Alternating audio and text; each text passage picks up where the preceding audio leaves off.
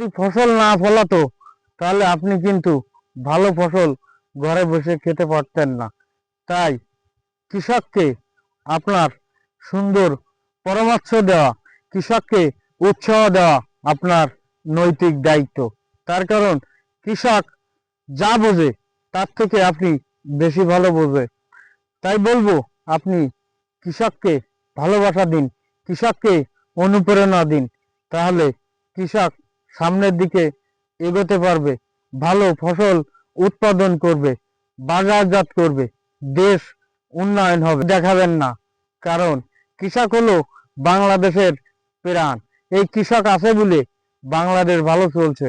তাই আপনাকে বলবো বড় সাহেব, কৃষককে সম্মান করুন, কৃষককে ভালোবাসুন, তাহলে এই দেশ বাঁচবে।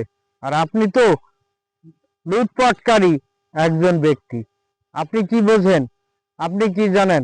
কৃষক পরিশ্রম করে, আর সেই পরিশ্রমের ফসল আপনি কম দাম দিয়ে কেনেন।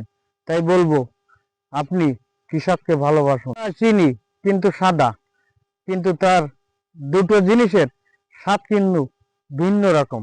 যদিও সাদা, তারপরে প্রত্যেকটা জিনিসের স্বাদ আলাদা। ঠিক তেমনি মানুষ তো চেনা যায় না, মানুষ চেনা যায় তার আচার আচরণ ব্যবহারে, এবং আরো বেশি ভালো চেনা যায় তার সাথে কোনো অর্থনৈতিক লেনদেন হলে। আমি কি ঠিক বলেছি? কমেন্ট করে জানাবেন এবং এই চ্যানেলটি সাবস্ক্রাইব করবেন। ধন্যবাদ। গল্প শুনতে চায় না, মানুষ ব্যর্থতার কথা শুনতে চায়। তার কারণ ব্যর্থতার পিছনে মানুষের অনেক কাহিনী থাকে। নতুন স্বপ্ন পরিবারে থেকে আপনাদেরকে ধন্যবাদ ও শুভেচ্ছা জানাই যে আজকে নতুন স্বপ্ন পরিবারে আপনারা সবাই যুক্ত হয়েছেন।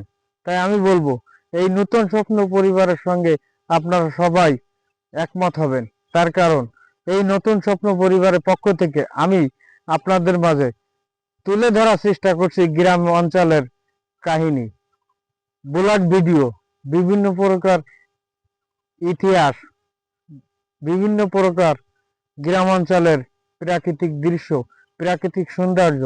ধন্যবাদ।